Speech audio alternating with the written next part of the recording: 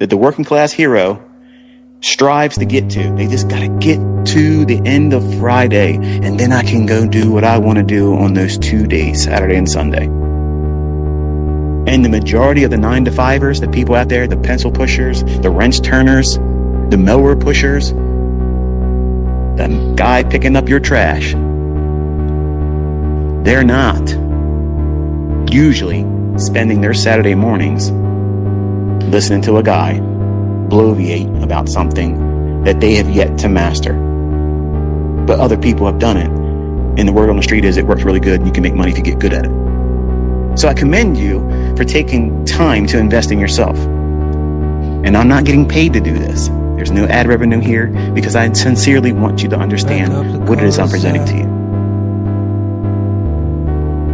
Each of us, when we aspire to do more outside of the job, the idea is, I want to have something better. There has to be something more to life than just this. This being get up, go to work, come home, greet the family for a couple hours, and make sure you get to bed in time because you got to do it all over again. And then find how you can make that income spread out as far as you can. And lie to yourself and your family and say, we're living the dream.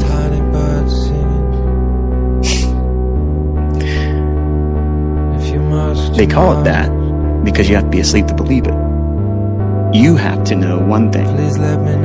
What you're doing right now, if this is the first time you were here, or if you recently just started, or if you've been continuously doing it every time I've sat down and talked to you, you are separating yourself. You are distinguishing yourself from the 9-to-5er mentality. You're not satisfied with that. And guess what, folks? There's people out there that's never going to do what you're trying to do right now. And they can live a content life because they don't have unrealistic expectations. They don't expect to win the lottery. They don't expect to have some surprise. Here, you made some extra money because you were related to this person and you inherited something. But they're happy with what they've done in life. They love their career. They make their bills meet each month. Their children are not given things outside the scope of modesty. So they're not inflated with expectations and entitlement. Their spouse is content because they have someone that's a breadwinner. They're not living wildly. They're not taking crazy risks. And I'm not saying that can't exist. And I'm sure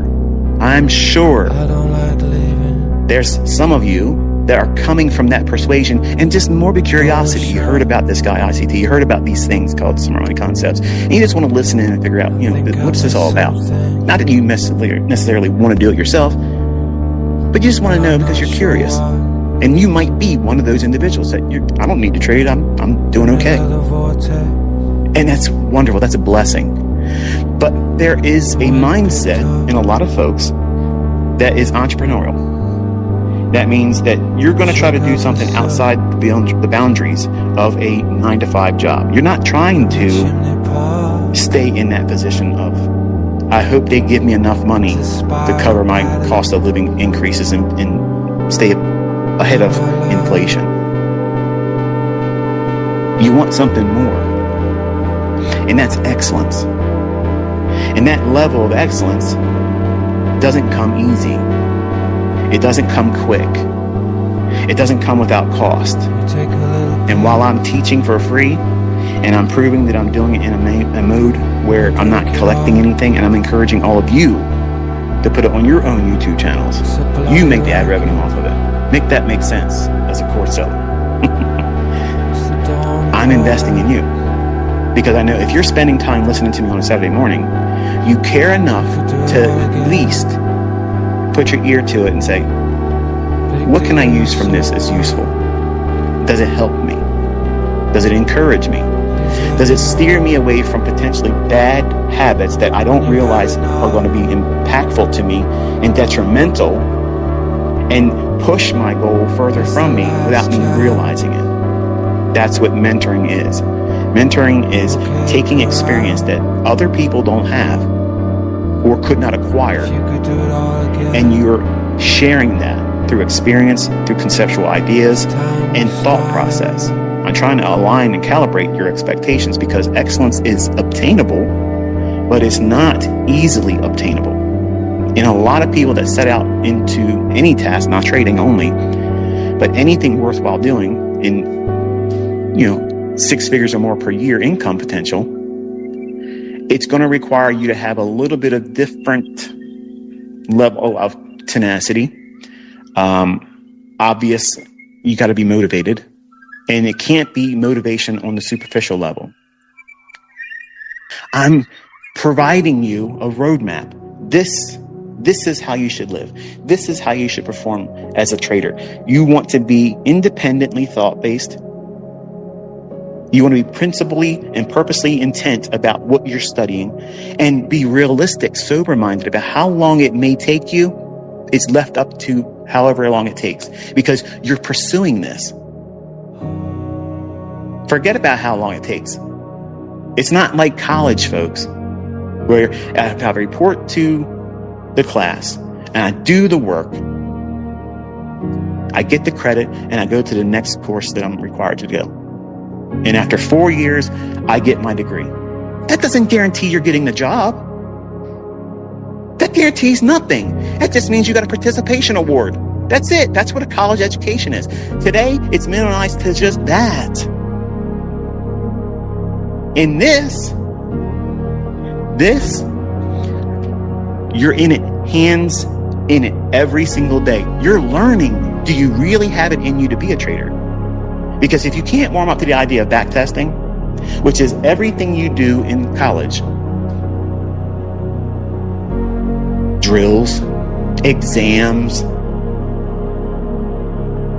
experiments, labs, remember that? That's what the first half of your career is about in trading. You're learning. You're getting your hands in there.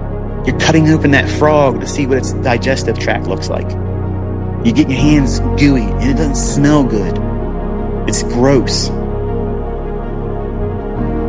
Well, that's what it's like backtesting. This is boring. How am I going to make any money doing this? You're going to make all the money you're ever going to want by doing that.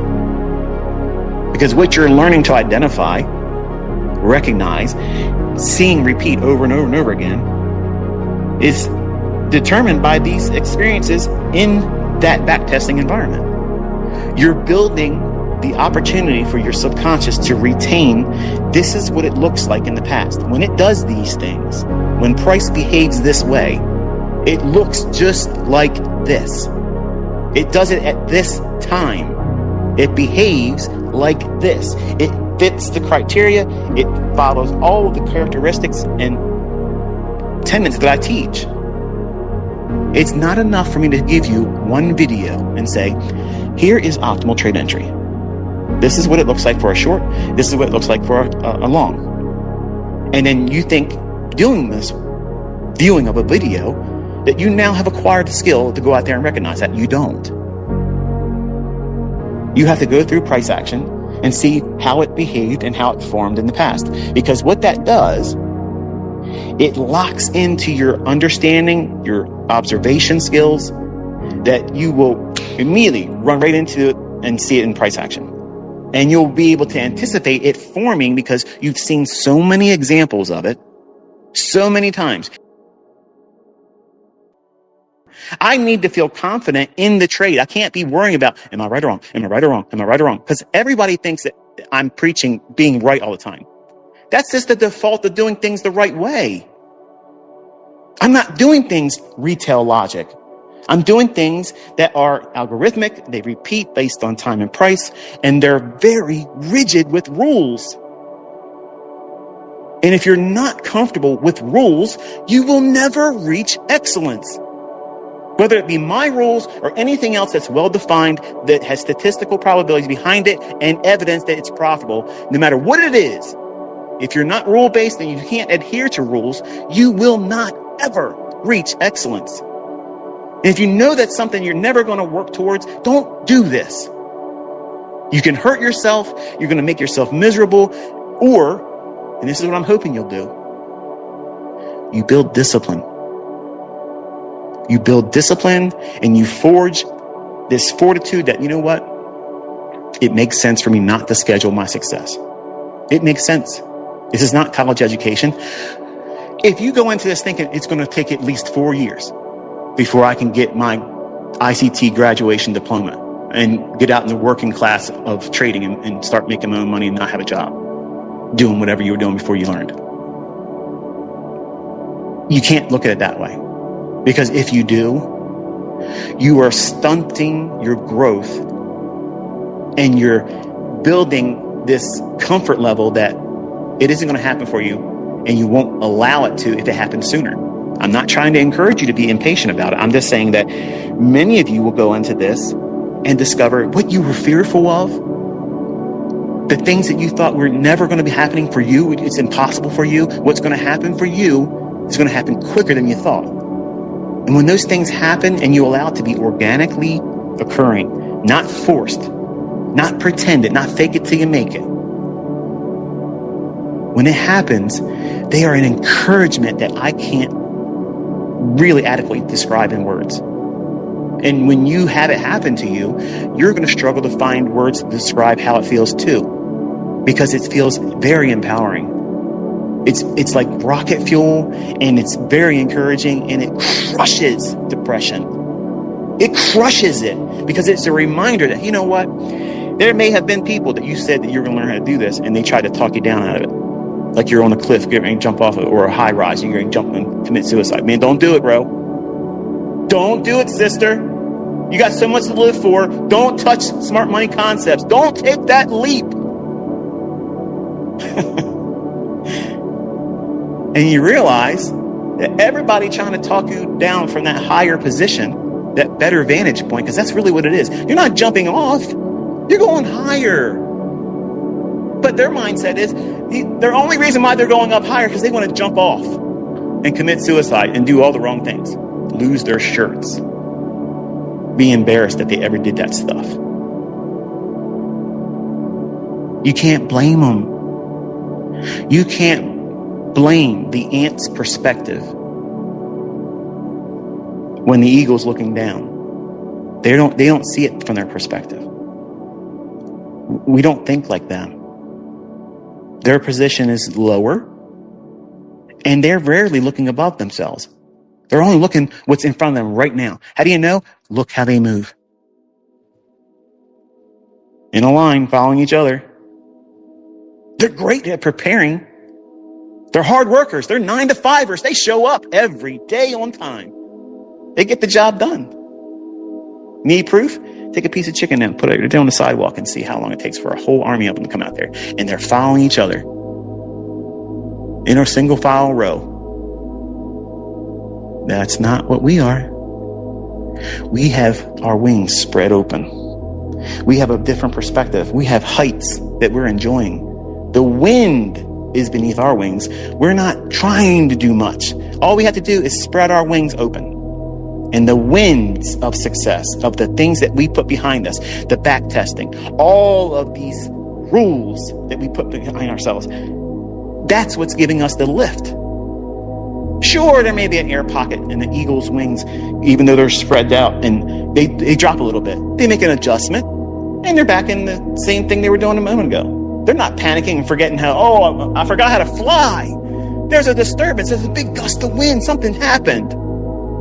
I forgot how to fly. I got to start doing something. I better get down there and start walking around on these claws. I got really strong claws, these sharp claws, these talons. The wind just changed a little bit. I got to get out of the air and go down there and walk around on these claws. They don't do that. They don't do that. But that's exactly what people do when they try to learn how to trade. They don't discipline themselves. They don't stick to what works. They don't even know who they are as a trader because they don't do back testing. They don't journal. They don't log. They don't tell themselves you're doing the right things right now. And they encourage themselves in their journal. If you're going on social media, asking other people to pat you on the back that you did the right thing on that trade, you're doing it wrong.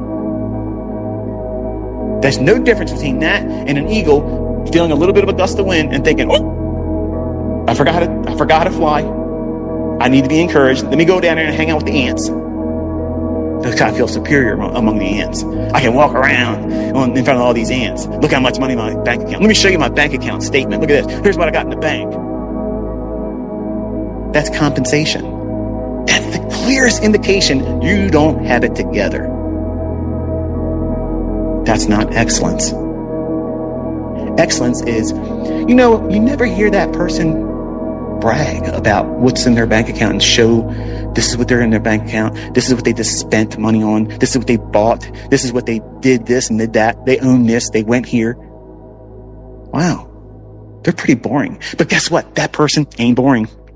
They're living a very rich life. They're very, very happy. They're blessed. They're encouraging other people around them, and they're living their best life. That's excellence. That's what it looks like. That's how it's described.